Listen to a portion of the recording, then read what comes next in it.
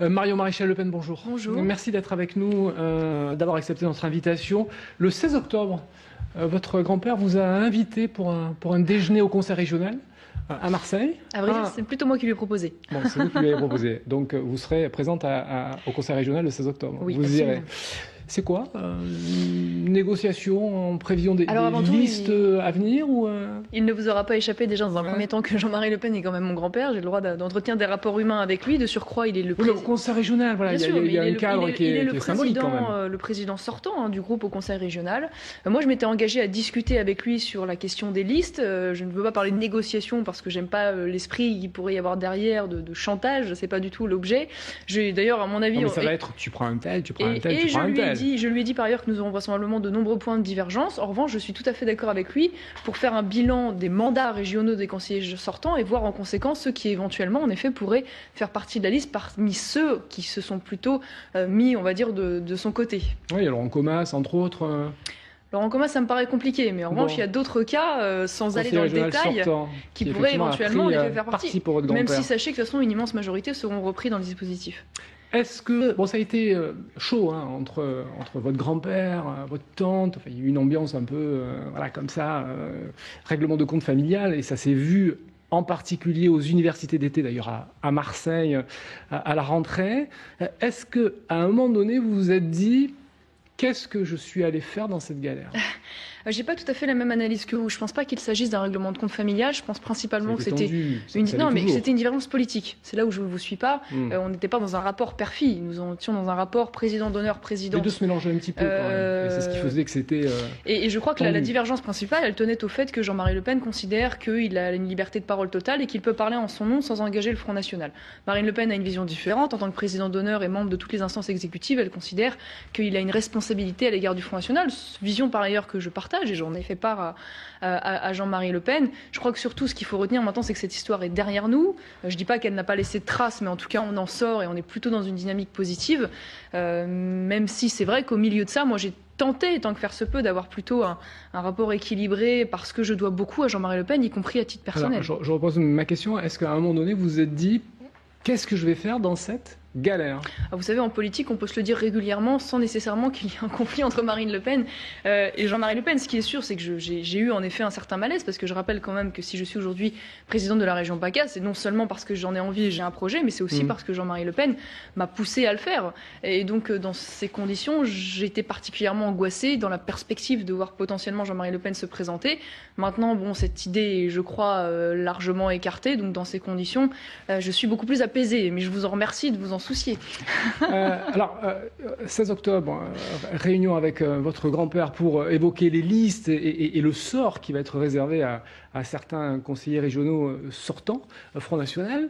Donc ça, on peut supposer que ça va se régler. En revanche, quid de Jacques Bompard ? Écoutez, il a dit qu'il allait présenter des candidats sur l'ensemble des départements, et d'ailleurs il est obligé par la loi. J'ai vu ça. Je ne sais pas si cette liste parviendra au bout. Ce qui est sûr, c'est que je ne sais plus comment justifier cette candidature, puisque, en l'occurrence, je tiens à rappeler quand même qu'au municipal, le Front National n'a pas présenté de liste face à Jacques Bompard, n'a pas présenté les listes à Bolène face à son épouse, qu'au départemental, nous nous sommes désistés unilatéralement au profit du binôme de son épouse, sans contrepartie, afin de ne pas faire gagner la gauche. Dans ces conditions, j'ai du mal à expliquer aujourd'hui le fait de vouloir partir contre nous, si ce n'est peut-être le maintien de rancœurs passées à l'égard de notre mouvement. C'est le jeu démocratique, qu'est-ce que vous voulez? Ça ne nous empêchera pas d'avancer. C'est une épine dans votre pied, quand même. De toute façon, il était évident qu'à chaque élection, non, mais je vais vous dire, sincèrement, à chaque élection, on y a le droit. Voilà, c'est comme ça fait partie du jeu. La seule chose, c'est que je souhaite ardemment que cette candidature ne nous empêche pas de parvenir premier au premier tour. C'est là l'essentiel, parce que voilà, il y a une dynamique de vote utile en notre faveur. Même si je pense que l'essentiel des gens qui iront sur la liste de Jacques Bompard se retourneront vers nous au second tour, c'est ce qui me rassure, mais j'espère ne pas avoir passé ma campagne, si vous voulez, à me justifier sur les éventuelles critiques ou sorties de Jacques Bompard, parce que moi, ma cible principale, ce sont les sortants et ce sont les socialistes. Si vous êtes élu présidente de la région Provence-Alpes-Côte d'Azur, quelles seront vos 3 priorités ? Alors les 3 priorités, c'est d'abord principalement de recentrer la région sur sa compétence phare, à savoir principalement le développement économique, qui aujourd'hui est totalement accessoire, puisqu'il y a moins de 100 La millions... région chef de file, avec absolument, la nouvelle loi. Absolument. Sauf qu'à l'heure actuelle, sur un budget de près de 2 milliards, on a moins de 100 millions d'euros en investissement qui sont consacrés au développement économique. Je crois que c'est très important d'augmenter le budget jusqu'à 500 millions sur l'ensemble du mandat, d'une part, et surtout de simplifier considérablement l'ensemble de structures qui aujourd'hui se superposent les unes aux autres et sont totalement inaccessibles aux petites entreprises principalement, qui constituent pourtant l'essentiel de la richesse économique de la région. Qui dit développement économique, dit développement de l'emploi. Où est-ce que vous allez aller chercher l'emploi dans la région PACA? Alors c'est là Comment aussi est-ce que vous allez faire pour en créer de l'emploi? tout le sujet principal, au-delà de faire de la région un véritable partenaire des petites entreprises, notamment par la mise en place d'une cellule qui aide les petits patrons à remplir leurs dossiers, parce que c'est là la principale limite, je veux dire, d'accès. Je crois qu'il faut que la région, comme d'ailleurs au niveau national, ait une vision stratégique. Déjà en se concentrant sur les filières en difficulté, je pense notamment à l'agriculture, et en se concentrant sur les filières d'avenir, notamment en matière industrielle, sur la question de la croissance bleue, ou sur des filières, par exemple, comme le démantèlement des bateaux, qui sont aujourd'hui sous-exploités, où il y a une part de marché très importante. Je crois que c'est ce qui manque aujourd'hui à la région. Elle donne des subventions un petit peu partout. Du coup, il n'y a pas d'effet levier. Ça reste inefficace, et surtout, il n'y a pas de vision et de priorités qui sont définies. 24 000 emplois ne sont pas pourvus dans la région PACA. Est-ce qu'il ne faut pas aussi revoir l'apprentissage, et est-ce que vous avez un projet qui permettrait éventuellement de revoir tout ça? Je suis parfaitement compétences de la région. Bien sûr, compétences essentielles, alors même, et dans le même temps, 24 000 emplois non pourvus, alors même que nous sommes dans une région où le taux de chômage est supérieur à la moyenne nationale. Je crois que là, il y a eu une inadéquation entre les offres d'emploi et les besoins des entreprises, parce qu'on ne colle pas au terrain. Voilà, c'est vrai qu'on a tendance à subventionner les formations sans véritablement chercher le besoin réel, et en cela, je crois qu'il est très important de créer un comité départemental qui serait notamment présidé par un élu et qui irait en charge avec l'Observatoire régional des métiers, qui aujourd'hui est un gadget inutile, de faire un rapport tous les ans afin de coller au mieux aux besoins. Deuxième priorité?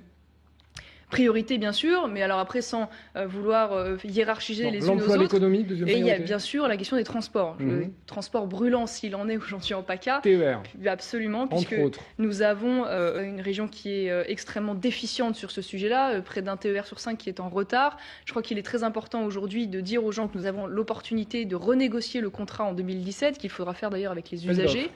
Donc éventuellement s'ouvrir à la concurrence. Et en tout cas, ce qui est sûr, ne pas négocier un contrat sur 10 ans. La SNCF. Ne pas faire un contrat sur 10 ans comme c'est le cas actuellement, mais sur 3 ans, en vue notamment de la possibilité de l'ouverture à la concurrence, pour mettre la pression à la SNCF afin qu'elle tienne ses engagements en matière de sécurité et de ponctualité, et surtout décentraliser un peu tout ça, parce qu'en fait le drame aujourd'hui c'est que tout est excessivement centralisé, que ce soit les décisions administratives, et je crois que là il faut créer une délégation de l'autorité de régulation, mais aussi créer un nouveau centre de maintenance, soit à Nice-Saint-Roch ou à Cannes-la-Boca. Tout est localisé sur Marseille. Absolument. Et il faut désengorger Marseille. Exactement. Ce qui crée des difficultés, accroît les retards. Et c'est vrai que c'est une préoccupation légitime sur laquelle la région est déficiente aujourd'hui. Troisième priorité.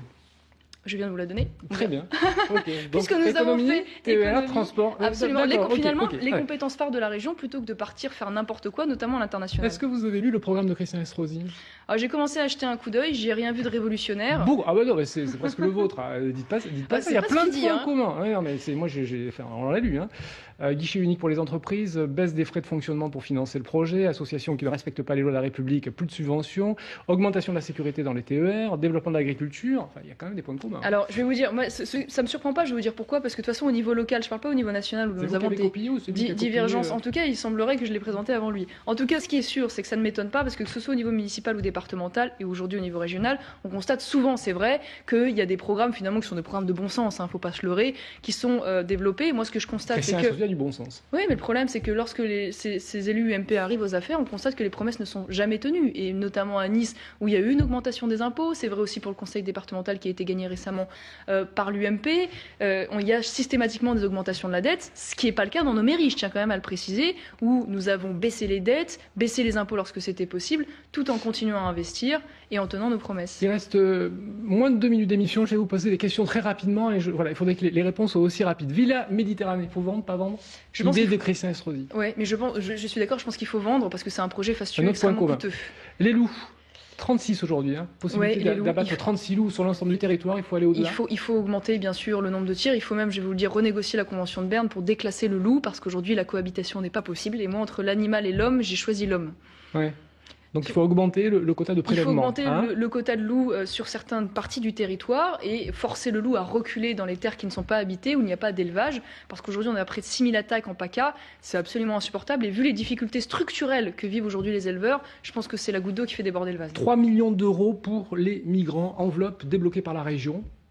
Oui, écoutez, ce ne sera pas fait lorsque le Front National arrivera aux affaires demain, parce que sincèrement, la région se perd déjà beaucoup dans un certain nombre de projets qui ne servent pas directement les habitants de PACA. Je pense que là, une fois de plus aussi, c'est le goutte d'eau qui fait déborder le vase. 4 millions d'euros débloqués pour la solidarité suite aux inondations qui ont eu lieu à Nice et sur la Côte d'Azur. Voilà par exemple un projet intéressant. Là, vous êtes d'accord. Au service des habitants. Parce qu'a priori tout le monde est d'accord. Absolument, et j'aurais préféré d'ailleurs que plutôt que 4, on soit à 7 et qu'on fasse de l'enveloppe des migrants l'enveloppe au service de ces inondations. Vous êtes confiante, Marion Maréchal Le Pen? Je suis optimiste. Voilà. Vous êtes optimiste. Très optimiste. Merci beaucoup d'avoir accepté notre invitation. Un merci particulier aux équipes de France 3 Côte d'Azur, puisque nous avons réalisé cette interview depuis les locaux d'Antibes qui font de véritables miracles depuis plus d'une semaine. Voilà. Donc merci à eux.